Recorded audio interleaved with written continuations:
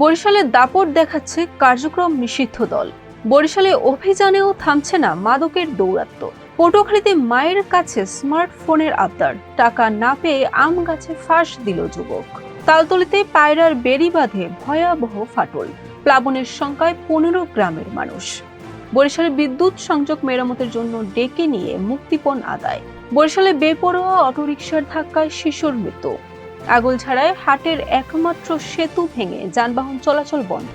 ঝালকাঠির আলোচিত জর্দা শামীম রংপুরে গ্রেফতার। আসসালামু আলাইকুম, বরিশাল.নিউজ থেকে রাত 9টার শীর্ষ সংবাদ আমি ফারহানা করিম তুলি।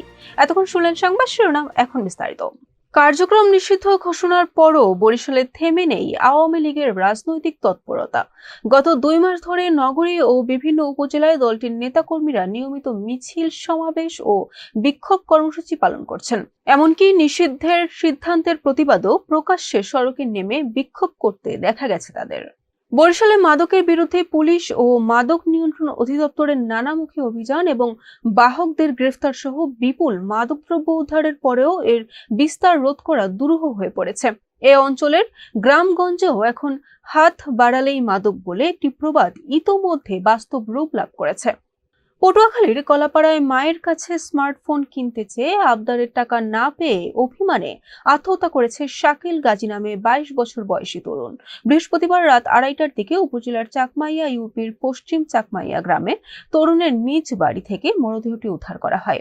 বাঁধের কিছু অংশ ইতোমধ্যে নদীগর্ভে বিলীন হতে শুরু করেছে। এতে মারাত্মক ঝুঁকিতে পড়েছে বাঁধ সংলগ্ন নিশানবাড়িয়া ইউনিয়নের অন্তত 15টি গ্রামের মানুষ।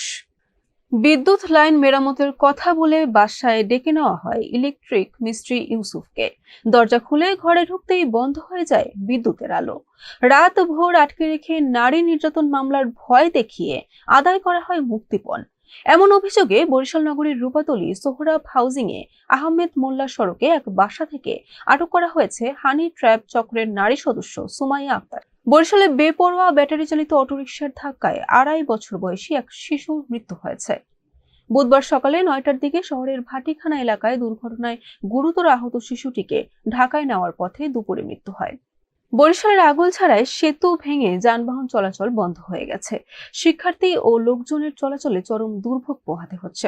ঘটনাটি উপজেলার বাগদা ইউনিয়নের আশকর কালীবাড়ি নতুন হাট সংলগ্ন স্থানে। ঝালকাঠির আলোচিত শামীম আহমেদ ওরফে জর্দা শামীমকে 6 বোতল বিদেশি মদ সহ গ্রেফতার করেছে রংপুর জেলা গোয়েন্দা পুলিশ। বুধবার রাত 11:30টার দিকে সদর উপজেলাধীন এলাকা থেকে তাকে গ্রেফতার করা হয়। বরিশাল.নিউজ।